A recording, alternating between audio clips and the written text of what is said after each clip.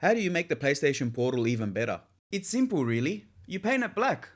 Midnight black to be exact. I've been putting off getting a PlayStation Portal for over a year now, purely for the fact that I was never a fan of the white colorway. And when the 30th anniversary edition was released, I sadly couldn't get my hands on one to match my console, but this new midnight black edition more than makes up for it. Now it's no secret this is not a completely new device and it is just a new colorway, but you may be watching this video as you don't own a Portal and want to decide between getting the white or black edition, so hopefully this video will help you in making your choice. I'll also be answering questions like, if you already own a Portal, is there any reason to pick this one up? And with the recent cloud gaming update for PlayStation Plus members, does the Portal now offer more value than it did at launch? It's important to note that this is not a sponsored video and all opinions are my own. So drop a comment below letting me know which items are your favorite from the new Midnight Black collection, all of which you'll find linked in the description below. Okay, so at first look, the packaging for the Midnight Black Portal is the same as the original white, with the black handheld image on the box instead of the white. And other than that, it all looks the same really. When opening the outer box, you immediately see a tab with the PlayStation Action button logo to pull out the internal box housing the Portal. And when opening the second box, you are immediately greeted with the Portal ready to be taken out of the foam bag, and wow! You are hit with the powerful all-black design that Batman himself would be proud of. This looks and feels very impressive. Under the Portal, you have a USB-C cable for charging tucked away in this compartment, and other than the manuals that we all love to read cover to cover, that's pretty much it when it comes to what's in the box, which isn't really surprising as the Portal is supposed to be a full self-contained device. The Portal itself has the same matte black finish as the DualSense controller, which can look a lot cleaner in many setups opposed to the stark white with the original. It has the same textured logo grips on the back for better comfort, and while it has taken inspiration from the DualSense, there are slight changes in the slightly smaller joysticks and some button placement. There is a light strip that runs down the side of both handles, similar to the one around the DualSense touchpad, which also changes color based on some in-game activity. In terms of overall size, you can see it is a bit larger than a Nintendo Switch and understandably weighs slightly more than your DualSense controller, but the weight feels pretty evenly distributed. As I mentioned, I was never a fan of the original white, so this was a perfect option for me that contrasts well in my setup. You may be saying, well, hang on Rubes, you have a mainly white setup and one of your favorite controllers is the Chroma Pearl. While that is true, you can't deny that pops of color and even blacks look much better than everything being white. Also, the Chroma Pearl is not stark white,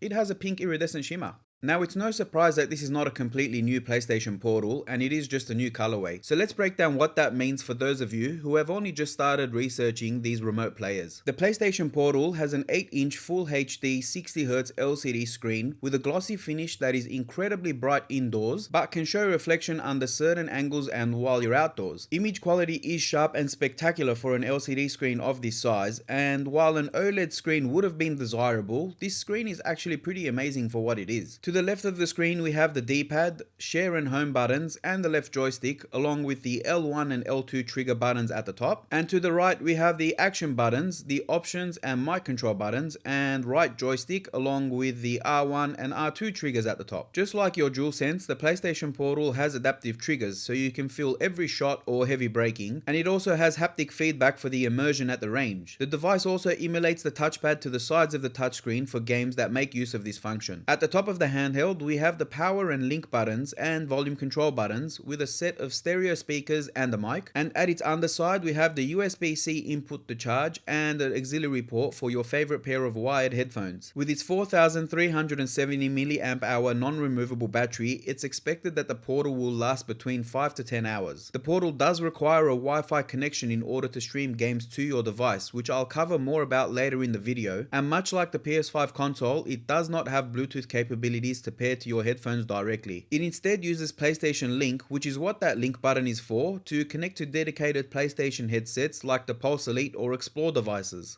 When it comes to setting up your Portal for the first time, it's as simple as powering it on, waiting for some load screens, signing into your Wi-Fi network and downloading the latest software update. This step may take a while depending on your connection. Next you'll need to sign in, and easiest way is to scan the QR code on the screen, and once that's done, you'll need to select your PS5 to connect. Make sure you have remote play enabled in your PS5 settings and make use of rest mode when powering down to ensure you can always access your console. As far as connection and responsiveness goes in my testing, the Portal has been rather great. Considering that it is a streaming device, lag and response times will depend greatly on your network, so you want to make sure that you have a great internet connection and stable Wi-Fi with at least 15 Mbps up and down speeds for the perfect gaming experience. To ensure you maximize the remote play quality, it will be best to connect your PS5 to your network via an Ethernet cable, as streaming from Wi-Fi to Wi-Fi takes up additional bandwidth that can result in a laggy connection. Whereas with the PS5 connected via Ethernet, your Wi-Fi is focused purely on the Portal. And a hot tip, make sure you check your internet connection settings to ensure that the PS5 is actually using the Ethernet connection. Otherwise, you'll still get a poor connection and you'll wonder what's going on. Another bonus is that you're not restricted to just using this at home. You can take the Portal with you anywhere that has a stable Wi-Fi connection, and as long as your PS5 is either on or in rest mode, you can connect and play while away from home, which can come in handy if you're traveling with work and you're in a hotel room with Wi-Fi, or if you're simply just going to a friend's house to chill and play games together. An important factor to note for a handheld is that the Portal does not support Bluetooth. If you have a favorite pair of Bluetooth headphones like Apple AirPods for example, they will not work with the PlayStation Portal. Instead, you need to invest in a PlayStation Pulse lineup if you want to enjoy wireless audio while gaming on this handheld, or you need to use a pair of wired headphones instead. So up until a few months ago, the sole purpose of the PlayStation Portal was to stream games from your PlayStation 5 to the handheld directly. And if you have a library of mainly physical games like I did, this meant that you could only play whichever game disc you had inserted to your console. And this was a limitation for a lot of gamers out there. A way around this is either buying some digital games or having an extra or deluxe tier PlayStation Plus membership. This way you can download and install a growing library of games to your console that you can stream at the touch of a button and at no extra cost other than the membership itself. This made the Portal a much more appealing option, and not just for me, but for a lot of gamers out there. But even with this added convenience, nothing is actually installed on the Portal itself. Everything is streamed directly from your console. In November 2024, a cloud streaming beta was rolled out to a lot of regions, which essentially allowed you to stream games directly onto your Portal without the need to install anything on your PS5.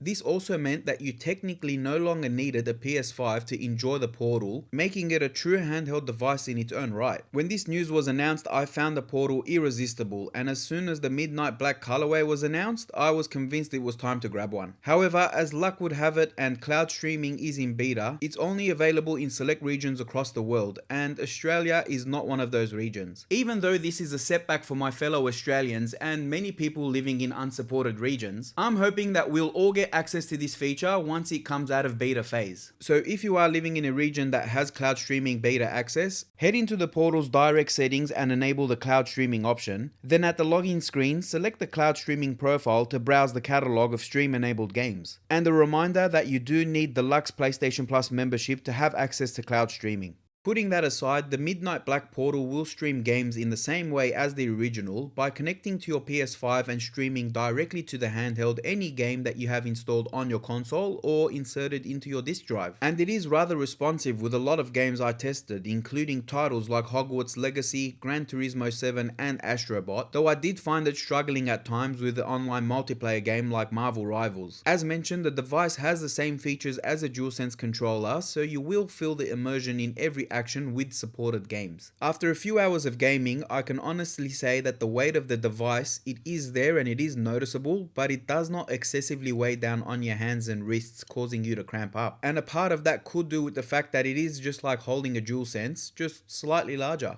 The Portal is equipped with a 4370 mAh non-removable battery, and it is expected to run anywhere between 5 to 10 hours. Now I would suggest that depends on factors such as screen brightness and device volume, the intensity of the DualSense features, and probably even down to the game that you're playing. In my testing in these few days of owning a Portal, as the Midnight Black is the first Portal that I've ever owned, I got a solid 5 hours worth of use out of it before I plugged it back into charge, and that was only because I reached the minimum spec, and I've got a very limited time frame between when I actually got my hands on the Portal and releasing this video. Within those 5 hours, 2 at constant, I found the device does warm up like any other handheld or even your mobile phone, but it's not unbearable to the touch. The device doesn't have any noticeable fan noise, but I wasn't able to find any definitive answers to whether the Portal has an internal fan. Considering there's no onboard processing involved, it's likely to not have a fan as it does not generate enough heat to require one. However, if you know differently, let me know in the comments below. The Portal is equipped with stereo speakers at the top of the device and can produce a decent volume. When comparing with the likes of the Nintendo Switch, I found the Portal is higher in volume. As for how they sound, the sound travels around the Portal well for upright firing speakers. Here's a sample sound test, let me know what you think.